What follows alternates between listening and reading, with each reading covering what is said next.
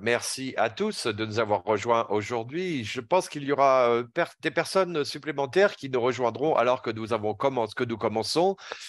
Alors, je m'appelle Sabrina Grover. Je suis ici à Calgary, donc en Alberta, sur le territoire traditionnel du peuple autochtone Treebart. Je reconnais que nous vivons sur ce territoire et qui est le Kanekeani, le Sioux-Tuina et la nation Métis, région 3, ainsi que toutes les personnes qui font partie de la région du traité 7 dans la région du sud d'Alberta.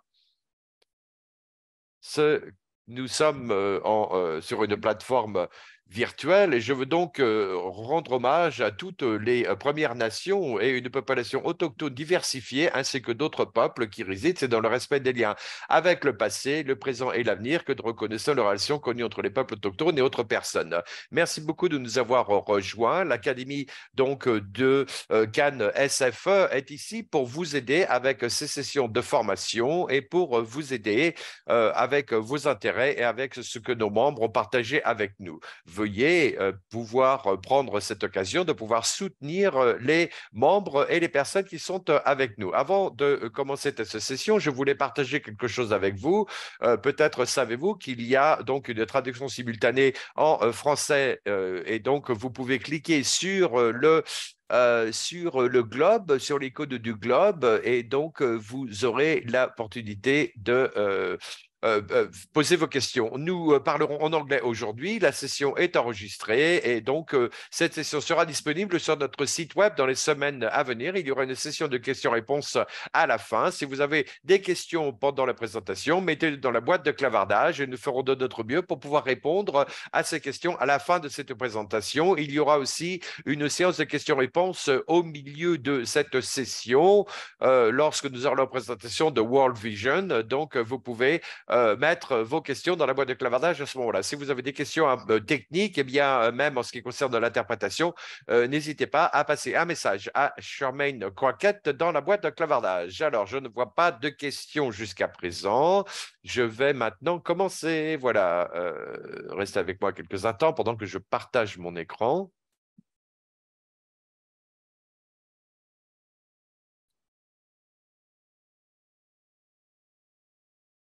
Voilà, j'espère que tout le monde peut maintenant le voir. Dites-moi si vous ne pouvez pas le voir. Vous pouvez le mettre dans la boîte de clavardage. Alors, c'est juste donc un résumé à propos de la traduction simultanée qui est disponible. Vous cliquez sur le globe et vous sélectionnez la langue que vous préférez. Alors, la façon dont nous avons organisé cette session, nous avons trois parties principales ainsi qu'une étude de cas. Je voulais commencer donc déjà à un niveau élevé en parlant de l'élaboration des politiques, qu'est-ce que c'est, qui en est responsable et quels sont les résultats. Et nous allons entrer un petit peu plus dans le vif du sujet par rapport à votre rôle en tant que gouvernement, dans les relations gouvernementales, les professionnels, le militantisme, etc. Quels sont les besoins au niveau des relations avec le gouvernement, ce qui se passe avec le gouvernement. Nous aurons une étude de cas avec donc Martin Fisher sur le World Vision et la réussite continue de Bill C-41, donc la loi C-41 en ce qui concerne l'aide sur l'Afghanistan. Et nous finirons avec une diapositive à propos de l'engagement actuel, présent de la consultation, les comités et comment vous pouvez entrer dans les relations avec le gouvernement. Il y aura aussi donc une page que nous partagerons à la fin de cette session. Ce sera dans le clavardage et cela parlera de tout ce que nous avons dit et vous le recevrez aussi par courriel et qui parlera de choses un peu plus pratiques au niveau de l'élaboration des politiques. Donc, je veux être très, très clair pour commencer. Nous allons parler de l'élaboration des politiques quant aux relations avec le gouvernement. Les relations avec le gouvernement, c'est très large. Ça peut être le financement, les changements au niveau de la législation. Nous allons vraiment parler de l'élaboration des politiques au niveau du développement international et du secteur de la santé. Donc, la première chose que je veux souligner, c'est que l'élaboration des politiques est très lente. Il y a beaucoup d'organisations qui peut-être ont poussé pour avoir des politiques depuis depuis 2 ans, 5 ans, 10 ans. Et les leçons vraiment que nous devons retenir, c'est que ce travail est vraiment étape par étape. C'est lent et parce que ce changement passe par différents niveaux, au niveau du département, puis au niveau du ministère et quelquefois jusqu'au bureau du Premier ministre, eh bien, l'élaboration des politiques et son processus peut être assez lent. Et d'un autre côté, si le gouvernement est vraiment motivé par rapport aux résultats ou un incident auquel il répond, eh bien, vous pouvez voir ces réponses qui passent de 0 à 100 très, très vite. Et donc, cette instance de motivation est très importante pour pouvoir reconnaître cela et c'est de pouvoir comprendre cette motivation pour pouvoir engager les choses d'une façon temporaire, mais aussi d'avoir donc une narrative changeante de la part du gouvernement. Alors, au niveau de l'élaboration des politiques, donc, ce sont les idées qui sont faites au niveau du gouvernement, qui viennent de différentes sources. Vous avez un engagement avec les parties prenantes, comme nous qui sommes là aujourd'hui. Et assez souvent, le gouvernement n'est pas un spécialiste, hein, c'est un généraliste. Hein, et même au niveau du ministère, dans le gouvernement et dans les ministères, vous avez des spécialistes. Mais ce que je veux dire par là, c'est que les spécialistes dans le secteur, c'est nous. Ce sont les organisations, les gens qui sont ici présents, ce sont les gens qui nous employons, qui vraiment nous donnent des idées pour pouvoir, donc qui nous donnent des idées pour aller vers le gouvernement. Donc c'est très important de reconnaître que vous apportez quelque chose en tant qu'expert vers le gouvernement dans cette relation, en tant que ces idées qui viennent de chez nous, où il y a des consultations avec les parties prenantes, où nous nous engageons avec des organisations comme aujourd'hui, comme vous êtes ici aujourd'hui. C'est important de savoir comment l'élaboration de la politique se fait au niveau du gouvernement. Au niveau de la santé mondiale et le développement international, eh bien, le gouvernement peut définir ses priorités d'une façon essentielle et quelles sont les intentions pour le financement d'investissements dans des projets et des des campagnes de mobilisation et des organisations multilatérales. Ça peut être GFF ou Gavi ou pendant la Covid, la campagne de COVAX. Et donc, l'élaboration des politiques est la façon dont le gouvernement définit essentiellement ses priorités, son implication, où ils veulent financer des choses. Et donc, il y a deux parties cela. Hein. Vous avez l'élaboration des politiques, donc la politique qui va vous aider à pousser le gouvernement pour des priorités de financement, et puis le financement va vous aider à avoir cet investissement dans les projets que vous recherchez. Et donc, ceux-là vont la main dans la main. Et encore une fois, nous parlons de la partie politique.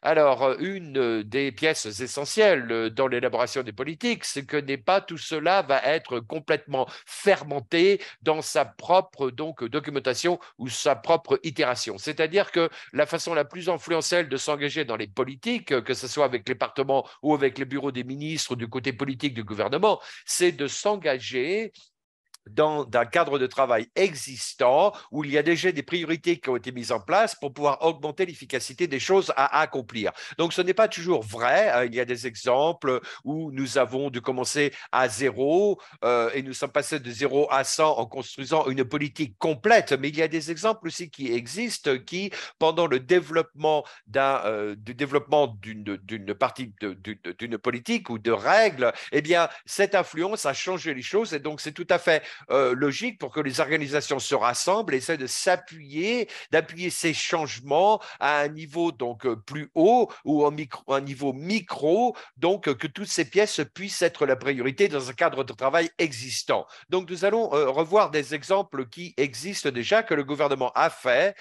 C'est le gouvernement donc du côté du Parti libéral hein, et donc au niveau de l'Agence de développement international et dans la santé mondiale. Évidemment, toutes les personnes qui sont ici, vous y êtes familiers quant à la politique d'assistance pour le développement international. Et donc, vous avez donc le Parti libéral qui a fait des investissements dans le développement international ainsi que dans le service de santé pour l'égalité des genres et pour l'ordre du jour de transformation au niveau des genres. Et donc, ce cadre de travail, ce qui s'est passé, ce qui se passe maintenant, une section qui a beaucoup influencé dans le changement des priorités essentielles et les résultats pour pouvoir augmenter la réponse du gouvernement gouvernement quant au genre a été dans le secteur de la nutrition. Et donc, si vous regardez l'évolution au niveau donc du FIAP et comment le gouvernement a développé ses différents investissements de projets et ses financements généraux, eh bien, la nutrition est devenue une partie plus importante dans l'assistante, dans la politique d'assistance internationale féministe et avec des programmes d'assistante à travers le monde. Et donc, pour créer une politique de nutrition ou peut-être des lignes directrices pour le travail transformatif des femmes, eh bien, ça devient un secteur qui va faire avancer ses priorités pour élargir donc le cadre de travail de Fiat et donc de pouvoir s'appuyer sur le gouvernement et sur le bureau du ministre, de pouvoir élargir le cadre de travail pour augmenter la priorisation des domaines dans la nutrition. Et ça, c'est un exemple lorsque vous n'avez pas besoin de commencer à zéro. Quelquefois, vous allez pouvoir construire sur ce qui existe déjà. Fiat en lui-même, c'est un exemple où vous commencez à zéro. Et lorsque le gouvernement décide de s'engager avec des élaborations de politiques énormes, comme ils l'ont fait avec Fiat, eh bien, potentiellement, vous avez des changements dans le gouvernement, vous avez des changements demain lorsqu'ils construisent de nouveaux programmes. Eh bien, c'est l'engagement avec les parties prenantes et des organisations comme nous pour que ces idées puissent faire passer, pour que ce soit des priorités, pour avoir des indicateurs de performance clés et de montrer quels sont les défis dans ce secteur. Et donc, c'est un très bon exemple au niveau de l'assistance, de l'aide internationale, au niveau de l'approche féministe. Donc, ça, c'est une nouvelle politique que le gouvernement a commencé à développer et c'est donc en s'engageant avec les principales parties prenantes et de pouvoir avoir un cadre de travail de responsabilisation et d'avoir peut-être un peu plus de détails quant à la politique en elle-même et de la règle. Et donc, c'est de travailler avec des organisations de la société civile pour pouvoir maximiser l'impact et les résultats du système d'aide canadienne internationale et d'avoir donc, une société civile qui soit donc plus forte et dans ce secteur-là. Donc, c'est un exemple d'un gouvernement qui est au pouvoir depuis 7 ans. Ils ont des consultations avec les différentes parties prenantes, conversations avec la société civile, avec le travail interne dans chaque département. Et donc, l'engagement aussi de la société civile qui ne sera pas nécessairement, qui ne fera pas partie de ce cadre de travail. C'est pour cela que cette politique est maintenant sortie. Et c'est pour ça que je veux revenir vers le point que j'ai fait en premier. C'est-à-dire que les choses sont lentes. N'est-ce pas? Quelquefois, vous pouvez identifier un problème aujourd'hui, mais le gouvernement n'identifiera pas ce problème que dans 5 ans. Et donc, c'est toujours important de se souvenir que bien que vous ressentiez que vous êtes concurrentiel, que vous répétez les choses, que vous avez fait passer ce message 7 fois, que le gouvernement n'a pas récupéré ce que vous êtes en train de leur dire, eh bien peut-être c'est quelque chose que vous avez entendu peut-être des fois encore et encore et encore. Et donc, c'est important de pouvoir construire sur cette politique de point de vue et de pouvoir reconnaître cela alors que nous avançons. Et puis, finalement, je voulais aussi décrire peut-être les façons pratiques où les organisations qui sont ici peuvent comprendre les priorités du gouvernement et les façons dont vous avez l'occasion de comprendre comment les politiques peuvent être influencées. La façon la plus particulière de le faire, ce serait au niveau des planifications départementales, lorsqu'on parle des affaires mondiales qui sont faites annuellement, ainsi que les lettres de mandat qui sont donc élaborées par les ministères, pardon, et qui commencent au niveau des premières sessions parlementaires ou en conjonction avec un changement dans le cabinet. Et donc, la façon dont ils travaillent avec ces lettres de mandat qui ont été faites en 2021, et donc la planification du département pour le gouvernement est pour donc l'année 2022-2024. Et donc, la planification départementale par département, pardon, et donc on va vous donner le lien dans le clavardage plus tard, va pouvoir cadrer les priorités et les objectifs pour cette année avec des indicateurs clés avec des résultats que le gouvernement auquel s'attend et avec des points essentiels qui seront financés et qui combinent la vision à long terme, comme par exemple STG, l'arrêt de la pauvreté, ou alors des choses comme l'invasion de la Russie en Ukraine. Et donc, on va parler aussi de la sécurité alimentaire ou peut-être des politiques de nutrition et des investissements qui seront faits en priorité pendant l'année à venir. Donc, c'est très important pour que vous puissiez avoir accès à ces ressources gouvernementales pour pouvoir comprendre quelles sont ces priorités et de savoir quelles sont les politiques sur lesquelles vous travaillez, quelles sont les préoccupations sur lesquelles vous travaillez et quelles sont ces priorités pendant cette année ou pendant pendant une session. Alors, l'interprète s'excuse un petit peu, mais madame va très très vite en ce moment. Alors, cette prochaine chose dont nous voulons parler, eh bien, c'est ce que vous pouvez faire pour pouvoir amener au gouvernement des outils et comment au gouvernement et comment en tant qu'organisation vous pouvez influencer ces politiques. Et donc, comme je l'ai dit, c'est très important de pouvoir reconnaître que vous êtes les experts dans ce domaine. Les preneurs des décisions dans le gouvernement, au niveau de la bureaucratie, au niveau politique, tout un tas de décisions qui sont faites sont généralistes, n'est-ce pas? Même si vous avez peut-être un département spécifique, ça pourrait être par exemple avec la santé maternelle, que ce soit quelque chose qui se passe en Afrique, etc. Eh bien, il faut toujours penser qu'il y a cette information sur laquelle ils dépendent des différentes parties prenantes pour pouvoir identifier les indicateurs de performance clés et de pouvoir mettre en place des décisions de financement pour faire avancer des projets. Donc, cette élaboration de politique est importante parce que cela met en place donc des décisions qui sont prises avec des faits probants et qui permet au gouvernement de prendre des décisions, que ce soit avec les relations qu'ils ont avec donc les différentes parties prenantes, que ce soit politique, au niveau du bureau du ministère, que ce soit le directeur de bureau ou pardon, l'adjoint donc du Premier ministre, etc. Eh bien, vous avez donc la façon de montrer des faits probants qui montrera qu'il y a un retour sur investissement des politiques existantes, des investissements existants pour des politiques à venir et des investissements à venir. Et donc, je veux rentrer un peu plus dans le vif du sujet avec des aspects pratiques sur les choses peut-être que vous avez déjà, sur lesquelles vous avez déjà travaillé, avec donc des campagnes de financement pour des ressources de mobilisation mondiale en 2022. Pour ceux qui connaissent cela, eh bien, ils ont demandé à la société civile d'augmenter donc les investissements canadiens, des augmentations d'investissements canadiens jusqu'à 1,2 milliard de dollars. Et ça, c'est important pour pouvoir apprendre dans le processus de prise de décision et de pouvoir montrer que le Canada a donc investi dans le fonds mondial et il y a eu un effet, n'est-ce pas? Et donc, les parties prenantes de la société civile ainsi que le gouvernement a publié des documents tout à fait particuliers qui ont montré l'impact et le retour sur investissement de cet investissement qui avait été fait en premier et qui avait donc été donné à partir cette tranche de financement qui avait été faite en 2018. Et donc, la meilleure façon de faire avancer les politiques et les résultats d'influence sur le financement, c'est de s'appuyer sur donc des politiques existantes ou des financements existants.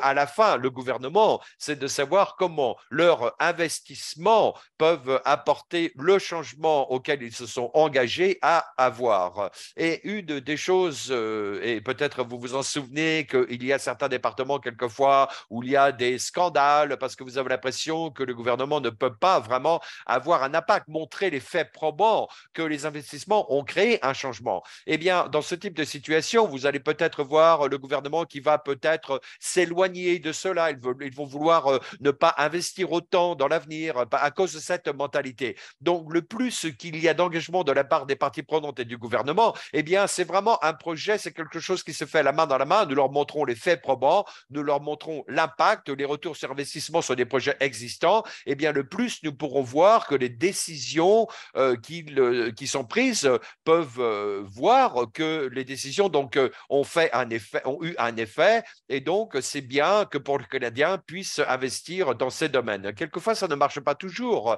Par exemple, nous avons vu des coupes budgétaires dans le passé, et bien que nous ayons vu le besoin qui était là, quels étaient les investissements dont on avait besoin pour pouvoir avancer, mais il y avait quand même des coupes budgétaires. Et encore une fois, ça nous fait revenir vers l'idée que l'élaboration de politique est lente. Et donc, quelquefois, les priorités des politiques vont changer. Et l'importance de cette partie-là, qui, on a l'impression, va en arrière, et de ne pas penser que l'on ne compte pas. Non, nous allons montrer quels sont les faits probants pour pouvoir avancer. Alors, ce qui est vraiment important, c'est de pouvoir utiliser vos ressources et des ressources donc externes pour faire avancer l'élaboration des politiques. Par exemple, vous pouvez, est-ce que Cannes SFE peut avoir un impact sur la santé mondiale dans un rapport par année? Ça, c'est vraiment quelque chose de bien à démontrer dans un contexte mondial avec des défis au niveau de la santé et qui montre les lacunes et les priorités et les impacts sur les projets et pas les partenariats. Et donc, c'est important de pouvoir que les gens se sentent à l'aise pour pouvoir faire avancer ces ressources dans différents secteurs et sur ces plateformes à travailler ensemble en consultation et en collaboration pour faire avancer ces priorités politiques. Et c'est ce que ça veut dire de pouvoir construire une coalition qui puisse faire avancer les choses. Au niveau du développement international de la santé mondiale, eh bien parce que nous ne sommes pas vraiment une partie qui gagne de l'argent sur le gouvernement, nous avons un impact sur le gouvernement et cet impact est au-delà de nos frontières, eh bien, il y a une force dans les chiffres, il y a une force à construire des partenariats pour montrer le travail que nous faisons a donc un impact, est organisé, productif et efficace, efficient.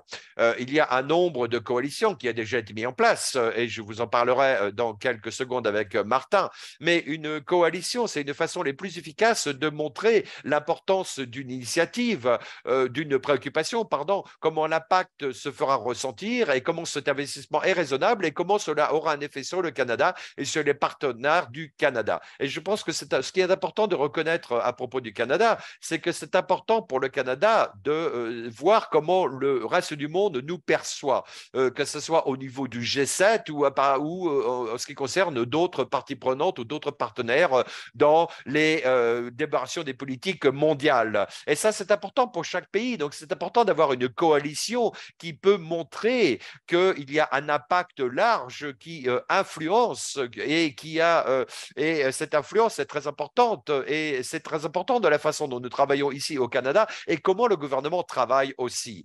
Un des exemples, c'est vraiment le nombre de groupes de travail que la Cannes SFE a, qui puissent rassembler différentes personnes dans des groupes de coalition pour faire avancer des idées de politique et donc des idées au niveau de l'élaboration des politiques. Donc ça, c'est une façon de pouvoir se comprendre les uns les autres, mais aussi de faire avancer des priorités avec des indicateurs de performance clés pour les montrer quelles sont les ressources que vous allez donc dispenser pour faire passer ces messages de campagne.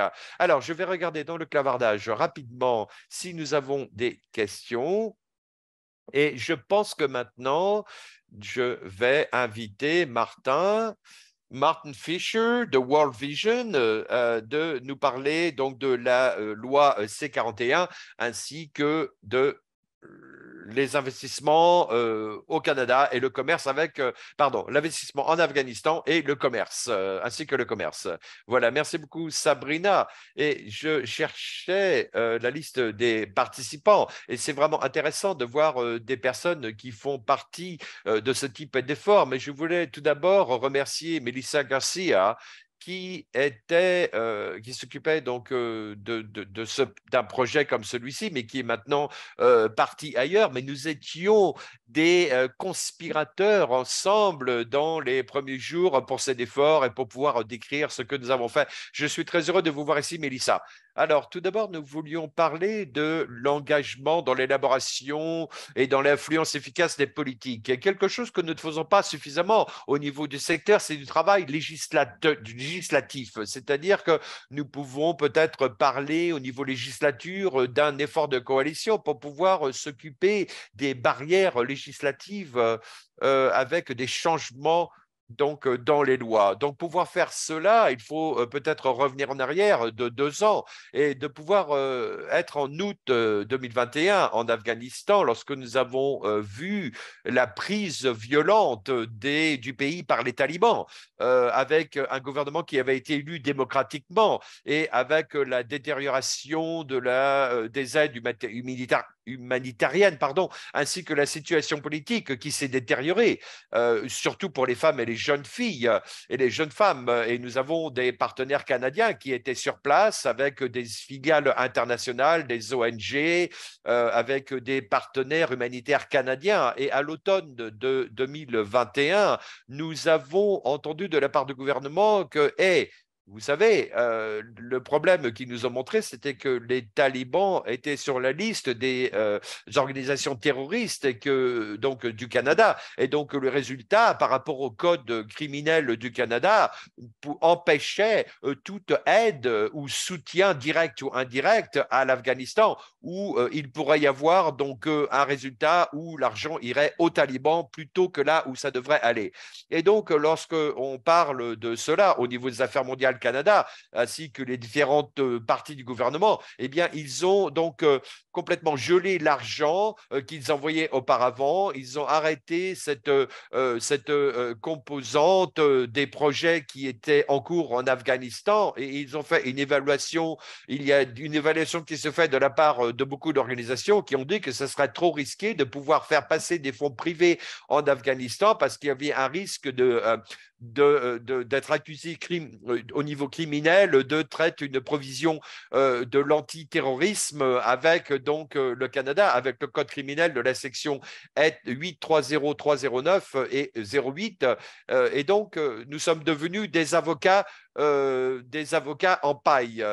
Pardon, des avocats donc nous avons commencé à être des avocats. Et personne n'a vraiment pas compris quelle était la solution. Voici quel est le problème avec le code criminel. Le code criminel ne nous donne pas une solution. Vraiment, nous ne pouvons pas vous donner une lettre. Nous ne pouvons pas vous assurer que vous ne serez pas, donc, que vous ne serez pas persécutés au niveau criminel. Et donc, dans des mois qui ont suivi, on a essayé de réfléchir à cela. Et donc, à l'automne, l'hiver 2021, quand le gouvernement a été réélu, eh bien, il me semble que le Parti conservateur les a poussés à établir un comité spécial pour l'Afghanistan. Et donc, les gens, cela a commencé à l'hiver 2021 et au début de l'année 2022. Le comité s'est penché sur la situation en Afghanistan et a essayé de comprendre la crise humanitaire, essayer de savoir d'envoyer notre PDG Michael et comment dire oui qu'il y avait un problème sur place, mais nous ne pouvons pas soutenir le travail qui est fait au niveau humanitaire en Afghanistan. Et le Parlement vraiment a été écouté cela. Il y a une recommandation qui a été faite pour essayer de faire quelque chose à cela et c'est sorti au printemps 2022. Et ensuite, nous savons que l'élaboration des politiques est lente, hein, comme on l'a dit. Quelquefois, au niveau législatif, c'est encore plus lent. Mais le problème, ce n'est pas un problème qui est perçu comme étant un problème pour le gouvernement. C'est un problème, avec des situations humanitaires qui sont terribles. Il y a quelques politiciens qui le savaient et ils ont fait des changements au niveau de leur personnel. Et donc, ça nous a pris un moment de pouvoir articuler des solutions à ce niveau-là en disant voici des solutions possibles. Et nous avons travaillé d'une façon rapprochée avec des avocats qui sont des spécialistes dans ce secteur.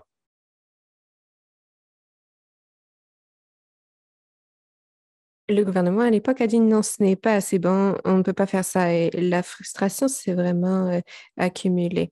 Ça a mené à ce à quoi Sabrina aussi, ce que Sabrina a aussi mentionné. Et, et au début de l'été 2022, il y avait un premier anniversaire assez triste du gouvernement qui était tombé en Afghanistan. Donc, nous avons dû sonner l'alarme et ça a mené à la formation de cette coalition pour l'aide à l'Afghanistan. À l'époque, nous avons euh, pu nous associer et faire des choses beaucoup plus fortes que si nous avions été seuls. L'idée était d'attirer l'attention du public au cours de l'été. Donc, c'était l'été dernier, il y a un an. On a lancé ça à l'automne, après l'été 2022, l'été-automne 2022, et ça a irrité le gouvernement. J'étais en congé et je me rappelle que les, les employés recevaient des appels, ça ne va pas. On remarquait ça. Donc, on a fait des recommandations euh, et ces suggestions se heurtaient aux recommandations des avocats du gouvernement, conseillers qui disaient ça ne peut pas être résolu comme problème. Et à l'automne 2022, il est devenu clair que la seule façon de solutionner les problèmes était de changer le code criminel. Il y a eu une audience au Sénat qui a recommandé que le code soit changé. Euh, Beaucoup de couverture des médias dans des, la presse canadienne notamment. Et il y avait cette promesse d'immigration qui était difficile à remplir et d'autres problèmes en matière de cette situation en Afghanistan. Ça a amené à l'annonce de la modification à faire au code criminel à travers le projet de loi C-41. Nous sommes maintenant à peu près sûrs que cette version qui a été mise sur la table sera euh, approuvée avant de passer au Parlement. Alors, nous voici maintenant le second anniversaire de la prise de pouvoir par les talibans qui est passé sans avoir... euh, non, cet anniversaire s'en viendra euh, à- sans solution toujours au problème. Bien que les solutions n'étaient pas claires, elles sont définies au fil du temps.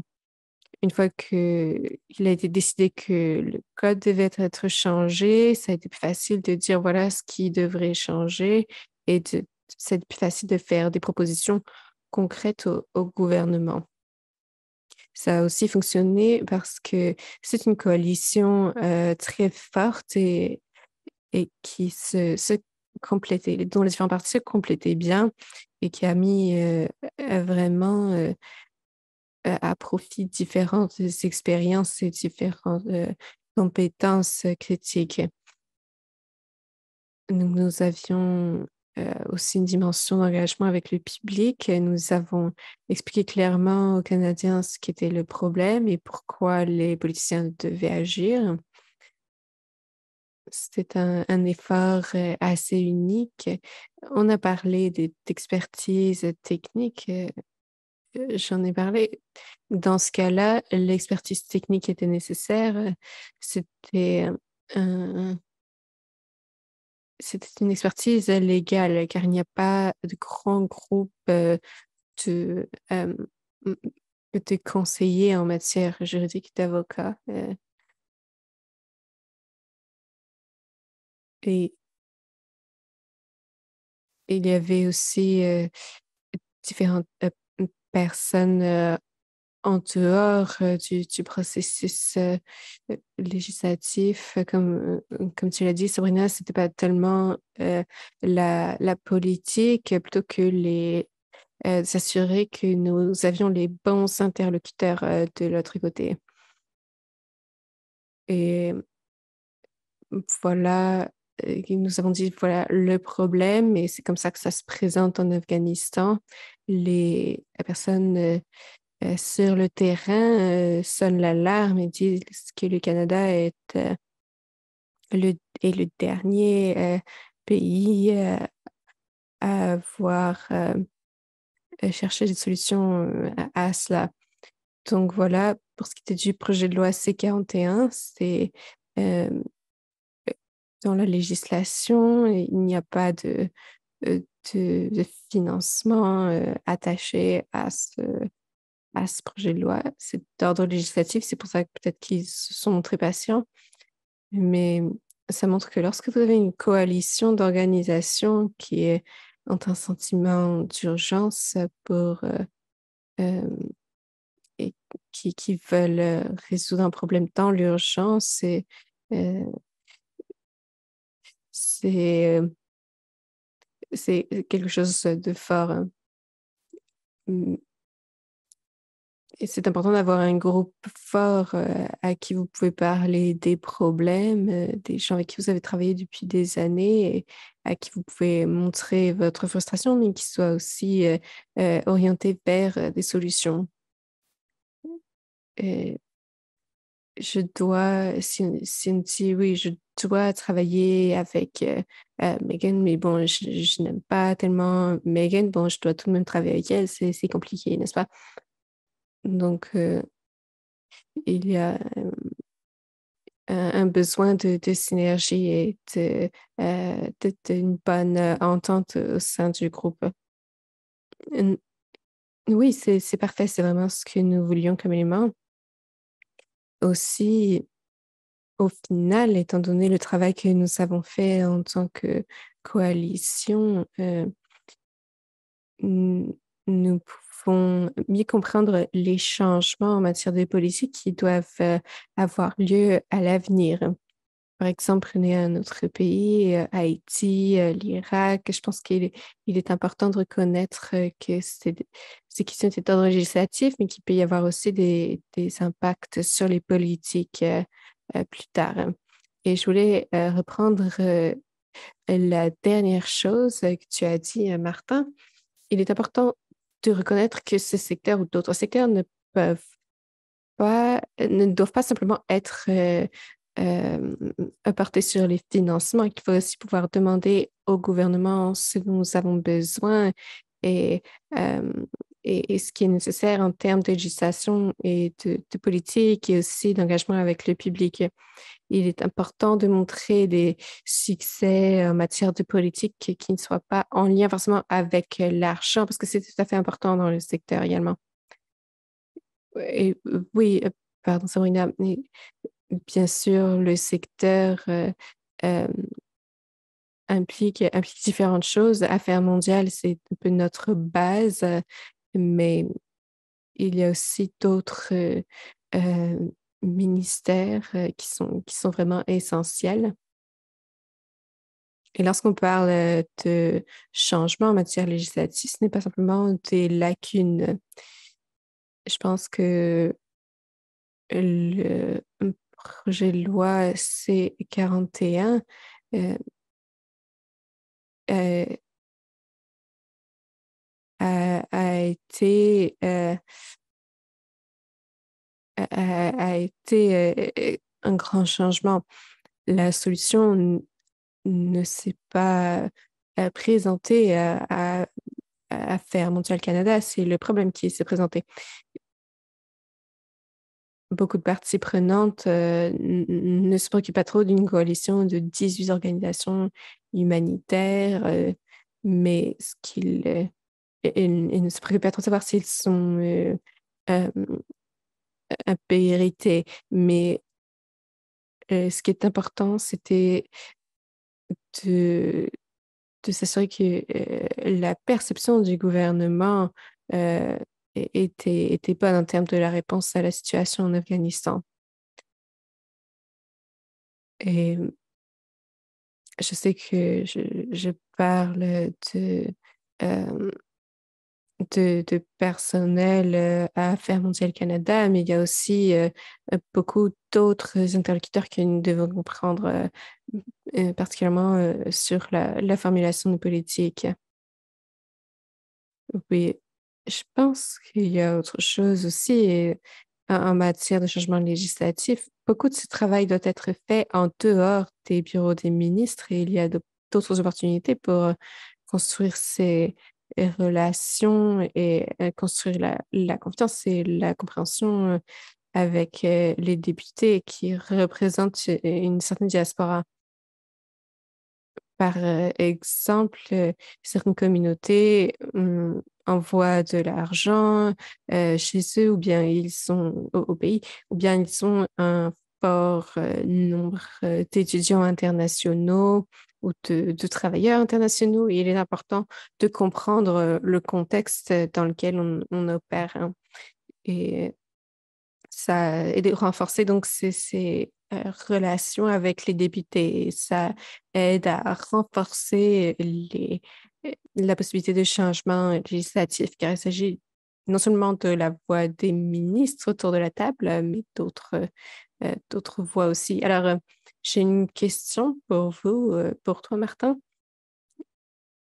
Pour ce qui est de surmonter un problème comme cela, où les gens ne connaissent pas le problème, quelles seraient deux ou trois étapes qu'on peut suivre pour faire avancer les choses au sein de la coalition et aussi à l'externe? Oui, à l'externe, je pense parti- particulièrement, on parle de députés dans leur rôle en tant que législateur. Donc, il est important qu'ils comprennent bien le problème, qu'on le rende facilement compréhensible pour eux.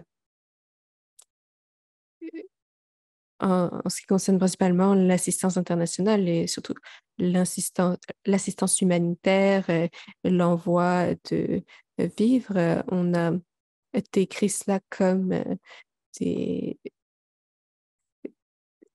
des ressources qui sont là en place, mais qui ne sont pas utilisées.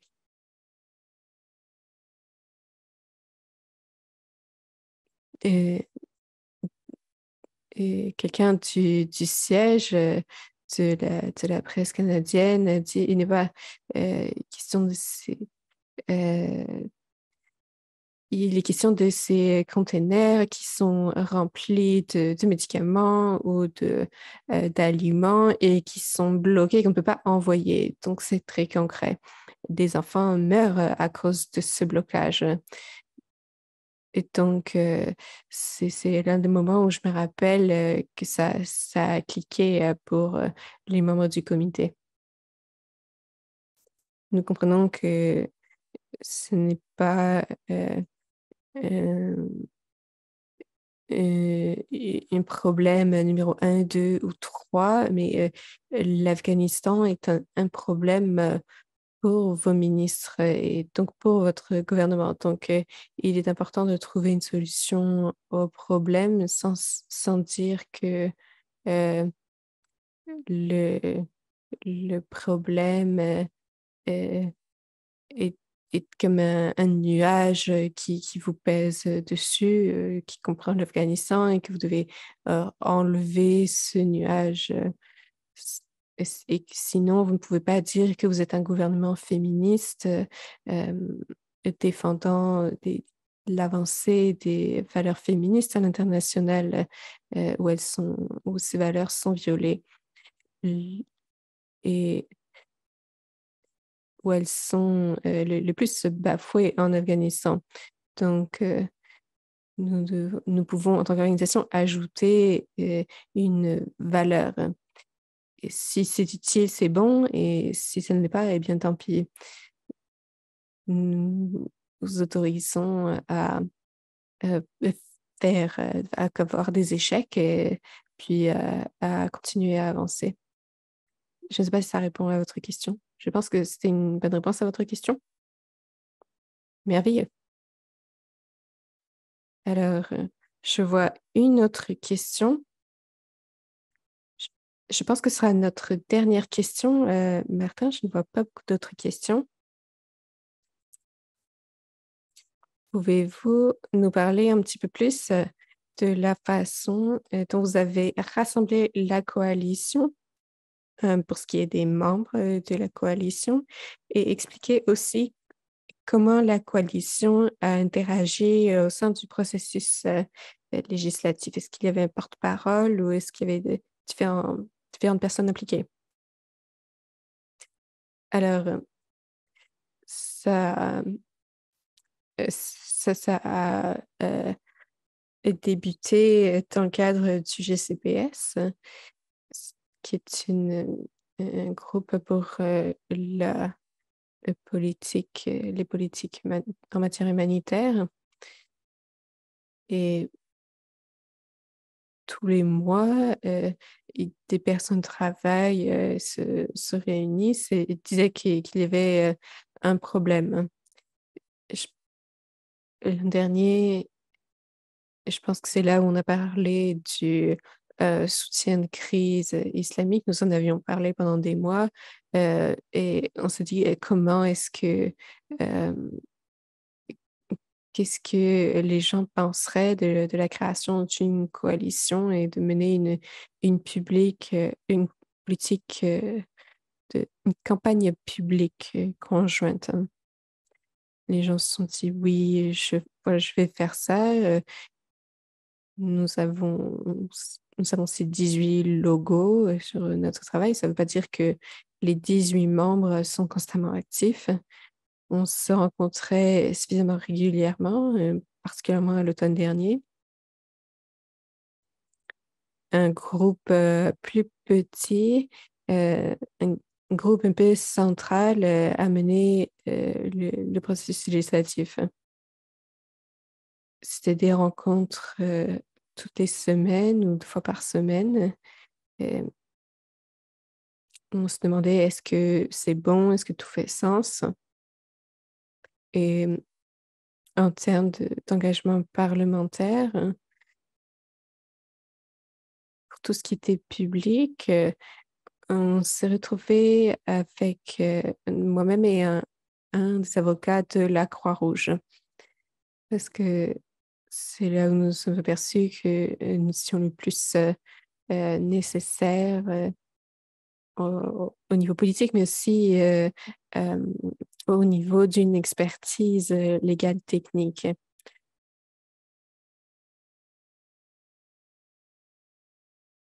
Et nous nous rencontrions tous les vendredis pour parler de l'aspect juridique précis, légal. Donc, c'est ça, nous avions un groupe plus grand et plus large et un petit groupe au sein de ce groupe menant les travaux.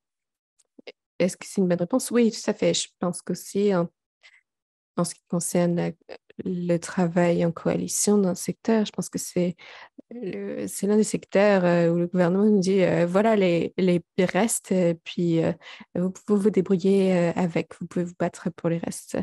Donc, il est important de penser de façon collaborative parce que on est parfois dans un secteur qui se retrouve mis en compétition, mais euh, euh, ça à cause de l'allocation des financements gouvernementaux, pas parce que c'est la façon dont nous voulons travailler. Donc, il est important de discuter de comment, en tant que coalition, on peut s'engager dans des changements législatifs ou changements de politique, que ce soit l'engagement de Thrive, l'engagement pour la santé mondiale ou les- la mobilisation des ressources, des campagnes comme le Fonds global. Et il est important de reconnaître ces initiatives qui sont alignées sur nos objectifs communs. Et là-dessus, être plus fort face au gouvernement. Il est important de ne pas nous laisser nous retrouver submergés par la compétition à cause des demandes si exigeantes qu'elle fait face à notre secteur. Peu importe la perception du gouvernement de ces campagnes au Canada, il est important de prouver aussi au public, aux diasporas par exemple, que ces campagnes sont bien mises en œuvre. On parle aussi de création d'emplois, donc c'est important. Donc, oui, pardon, Sabrina, je, je ne voulais pas oublier ça. J'ai présenté cela comme l'un des efforts qui a mené à la solution. Bien sûr, comme ça a été mentionné, il y avait besoin de collaboration au sein de la coalition tout du long, à la fois au sein de la coalition représentée par les femmes canadiennes pour les femmes en Afghanistan, mais aussi un groupe de femmes afghanes. Parfois, nous oublions, lorsque nous nous engageons dans quelque chose, euh, qu'on qu'on doit se qu'on doit enlever les problèmes sur le terrain et rendre le problème accessible et la solution accessible qu'on la présente.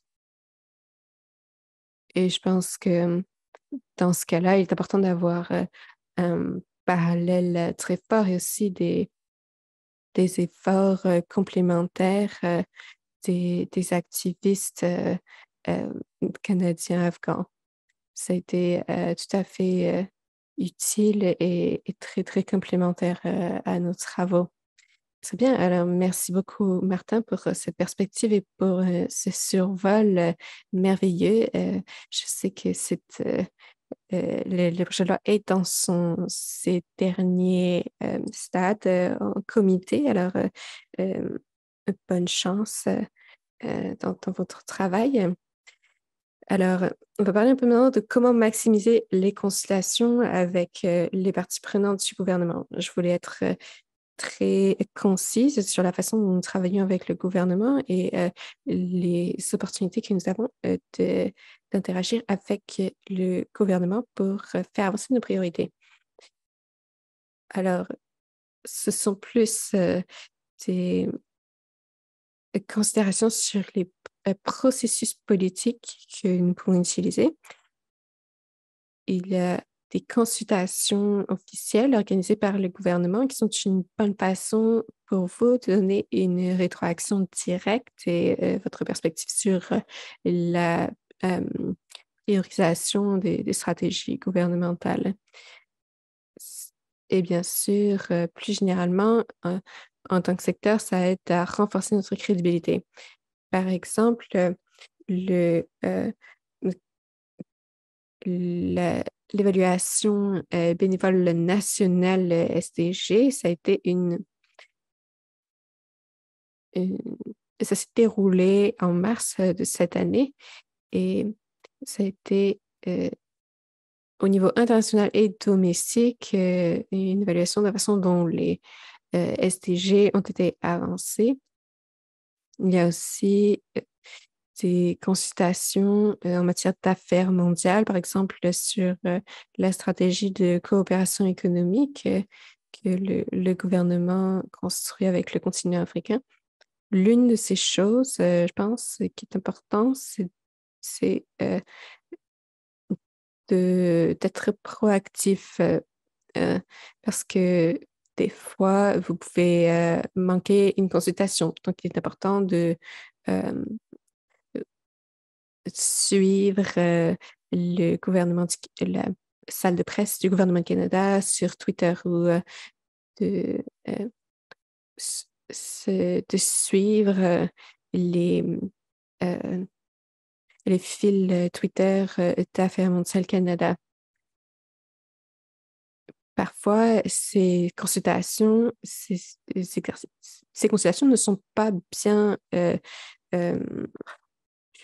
euh, annoncées. Et donc, il est important de euh, se tenir au courant via Twitter, aussi de regarder la Gazette du Canada afin de rester bien au courant de ce que fait le gouvernement et des questions de politique. Si vous voyez quelque chose qui vous intéresse, vous pouvez chercher un petit peu plus sur ce sujet, mais voilà, ça vous donne quand même un fil de nouvelles continu dans votre boîte courriel. Il est important de prouver votre crédibilité, votre impact dans l'élaboration des politiques.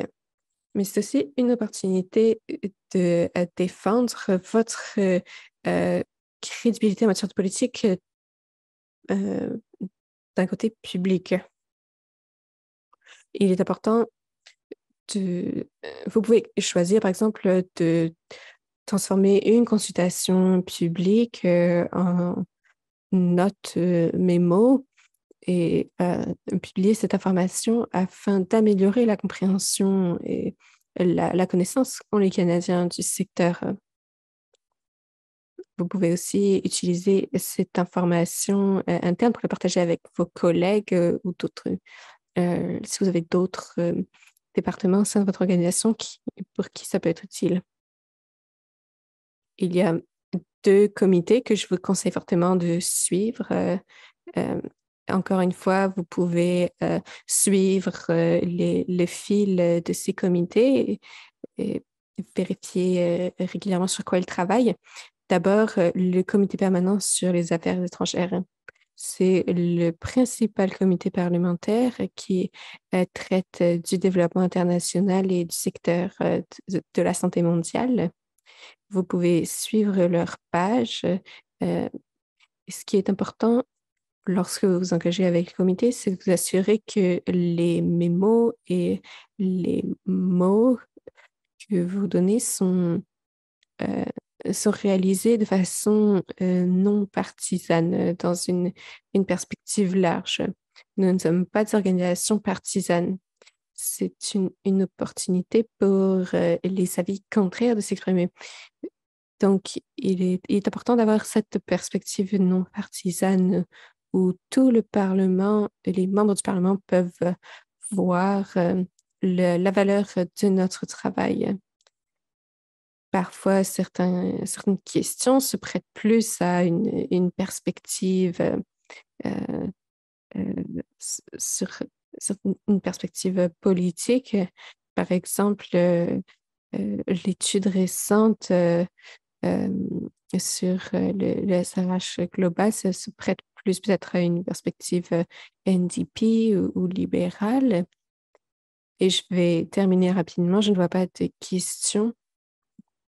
Pour ce qui est des comités, vous avez aussi la possibilité d'envoyer vos demandes pour vous engager. Vous pouvez aussi procéder à une apparition en comité et vous pouvez combiner les 2 méthodes. Afin de faire ça, vous voulez contacter le greffier ou la greffière du comité, ça peut se trouver sur leur site web, ou bien construire une relation avec un membre du Parlement qui sera présent.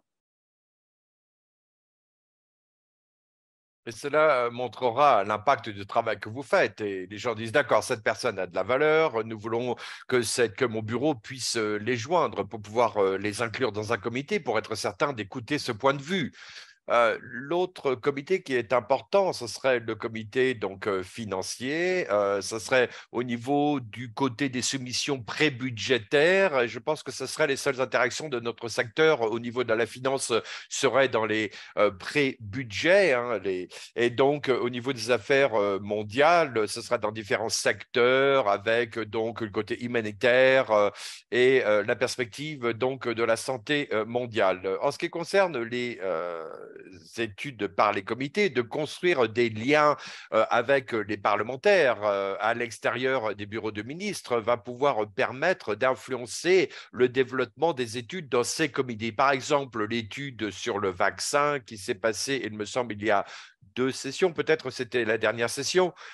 Beaucoup de cela qui est sorti de cette étude est venu de la société civile, qui a été poussée vers les parlementaires dans ce comité pour examiner l'impact du vaccin au Canada et comment les vaccins ont été donc offerts à travers le monde. Et donc, ce n'était pas juste participer à ce que fait le gouvernement déjà, mais vous pouvez influencer le gouvernement à faire quelque chose sur lequel ils ne sont pas déjà engagés. Ça peut se passer du côté politique dans un comité ou du côté d'un département avec les affaires mondiales. Si vous pouvez faire cela, ce sera une raison pour une enquête.